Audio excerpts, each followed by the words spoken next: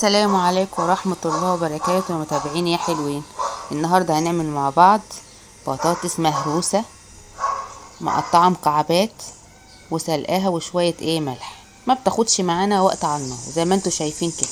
بصوا ما خدتش معايا دقايق. لو انا عملتها بقشرها بتاخد وقت، بس انا دلوقتي مش محتاجاها بقشرها. ساعات ببقى محتاجاها بقشرها لما اكون عايزة النشا بتاعتها بتبقى زيادة. بعد ما هرستها بملح وفلفل وكمون زي ما انتوا شايفين، نحضر معانا بقى. زي ما انتوا شايفين هنحضر معانا مشكل جبن رومي على موتزاريلا على شيدر، شوية بقدونس على كزبرة، بتودي البطاطس دي في حتة تانية. والزبدة بتاعتنا اللي احنا بنحطها على المقلاية مع شوية الزيت زي ما احنا متعودين. يلا بقى معايا على المقلاية بتاعتنا نحط بقى البطاطس بتاعتنا.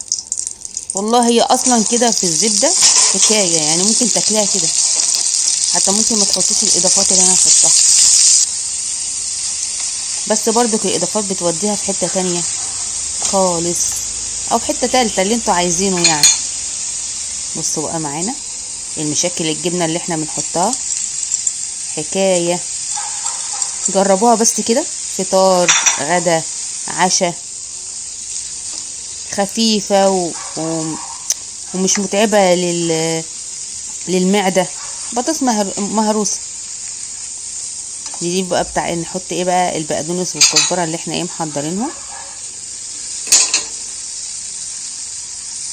اظن مفيش اسهل من كده، مش هتقفي كتير في المطبخ.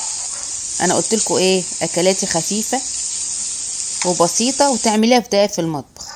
وادي خلصنا اهو وحطيناها في الاطباق. بصوا اتفرجوا، بصوا الجمال. في احلى من كده؟ في اطعم من كده؟ جربوها بس وانتوا تعرفوا ان هي طعمه ازاي.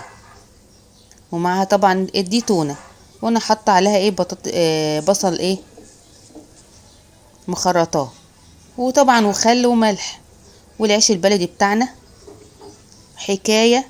اظن مفيش احلى من كده اكل. قوموا يلا اعمليها، خفيفه وهتعجبك وتعجب الاولاد. سلام عليكم.